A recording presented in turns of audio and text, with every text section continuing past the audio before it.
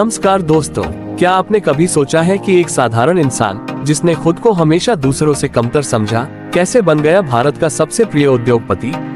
आज हम बात करेंगे एक ऐसे व्यक्ति की जो दौलत से नहीं बल्कि दिल से बड़ा है। वो इंसान जिसने साबित किया कि असली सफलता केवल पैसा कमाना नहीं बल्कि दूसरों के जीवन में बदलाव लाना है। जी हाँ, हम बात कर रहे हैं सर रतन टाटा की।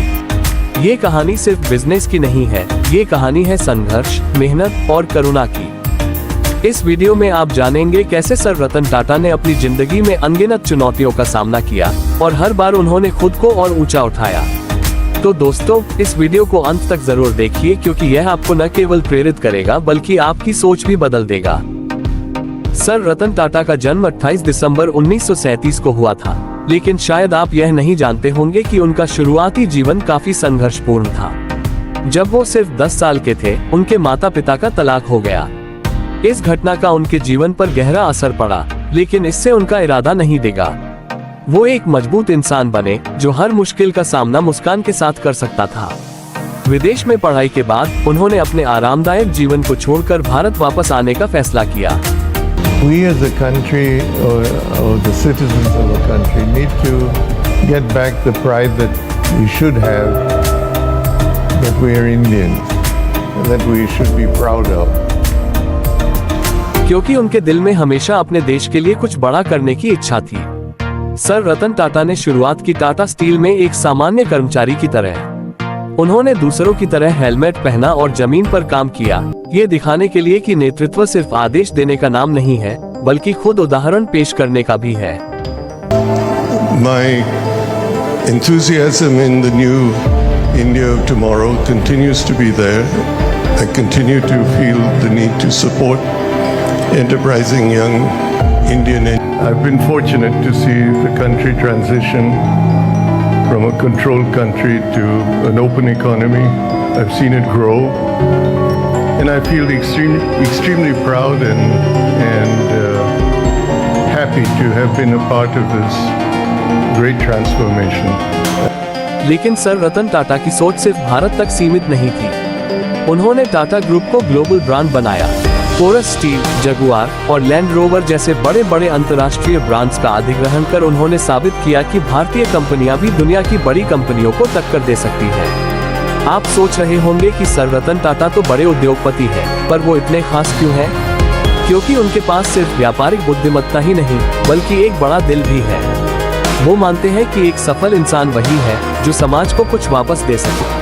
I think what I would tend to want to convey is that people should do what they believe is the right thing to do. However, usually that's also the most difficult thing to do. And it's the riskiest thing to do. But if they believe in something, they should pursue it. लेकिन sir Ratan Tata की सबसे बड़ी ताकत उनका मानवीय दृष्टिकोण है। Tata trust के माध्यम से उन्होंने शिक्षा, स्वास्थ्य और ग्रामीण विकास के लिए अनगिनत प्रयास किए हैं। उनका मानना है कि सच्ची सफलता तब होती है जब आप अपने मुनाफे का हिस्सा उन लोगों तक पहुंचा पाएं, जिन्हें इसकी सबसे ज्यादा जरूरत है। यही वजह है कि वो न सिर्फ भारत में बल्कि पूरे विश्व में सम्मानित हैं। दोस्तों, सर रतन टाटा की कहानी हमें सिखाती है कि असली महानता केवल ऊंचे पदों या संपत्ति में नहीं होती, बल्कि यह इस बात में होती है कि हम दूसरों की जिंदगियों को कैसे बेहतर बना सकते हैं। उनके जैसे व्यक्तित्व से हम सबको बहुत कुछ सीखने की जरूरत है। तो अगर आप भी उनकी इस अद्भुत यात्रा से प्रेरित हुए हैं, तो इस वीडियो को लाइक करें और हमारे चैनल को सब्सक्राइब करना न भूलें। याद रखें, सपने वो नहीं होते जो सोते वक्त आते हैं, बल्कि वो होते हैं जो आपको सोने नहीं देते। Like I said earlier, try to make a difference. This is an area that needs all of our support and needs for us to be proud of what we have.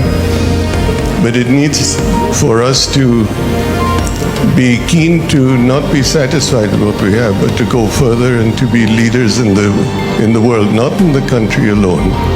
लेकिन क्या आपको पता है, सर रतन टाटा को एक बार industry के दिग्गजों ने कहा था कि भारतीय कार कभी सफल नहीं हो सकती, पर सर रतन टाटा ने हार मानने के बजाय उसे चुनौती की तरह लिया।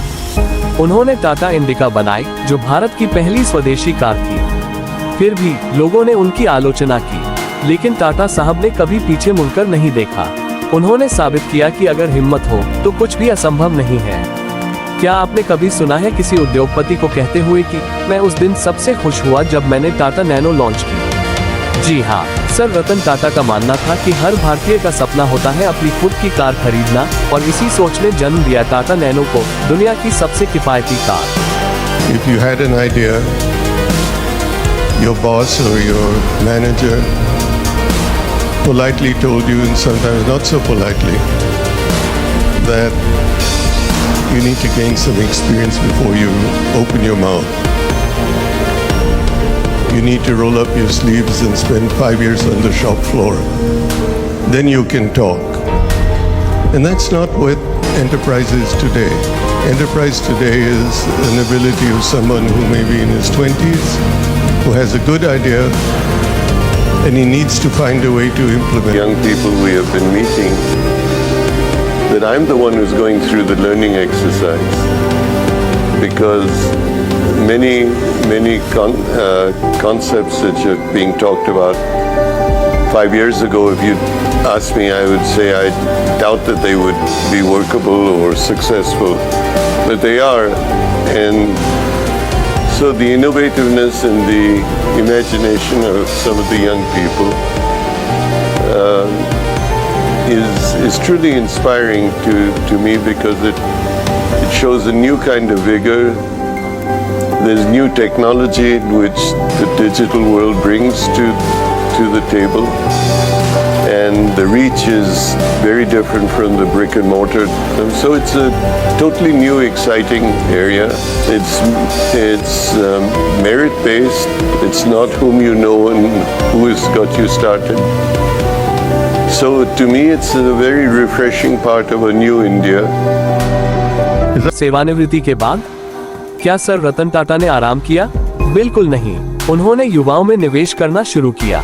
ओला, पेटीएम और लेंसकार्ट जैसे स्टार्टअप्स में निवेश कर उन्होंने दिखाया कि वो सिर्फ अपने समय के ही नहीं, बल्कि भविष्य के भी नेता हैं। सर रतन टाटा हमेशा कहते हैं कि युवा ही देश का भविष्य है, और वो हमेशा उन्हें आगे बढ़ाने के लिए तैयार रहते हैं।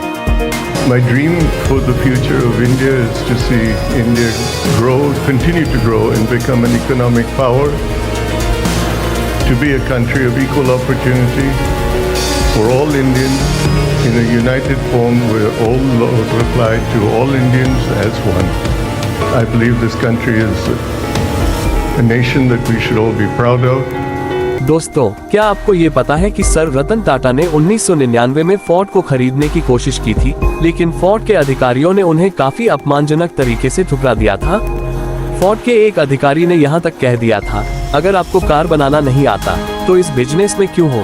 लेकिन किस्मत देखिए, 2008 में जब फोर्ड आर्थिक संकट में थी, सर रतन टाटा ने उनकी 2 बड़ी ब्रांड्स जैगुआर और लैंड रोवर खरीद ली। यही नहीं, आज Jaguar land rover Tata Motors का एक बेहद सफल हिस्सा है। ये किस्सा हमें ये सिखाता है कि कभी हार न माने, वक्त बदलता है और मेहनत हमेशा रंग लाती है। सर रतन टाटा, एक ऐसा नाम जिसने सिर्फ इतिहास नहीं रचा, बल्कि आने वाली पीढ़ियों को भी प्रेरित किया। And anybody that says that you can't operate in India without paying, I think needs to look at us as an example, because we grew from about 5 billion to 100 billion without participating in anything subjective. So industry can grow in India and you don't need to succumb. I've always been very upbeat about the prospects and potential of India. We're a country of over 1 billion people. The startup industry and the young. When you're a founder or you're the chairman or the leader of a company, every tough decision is a lonely decision.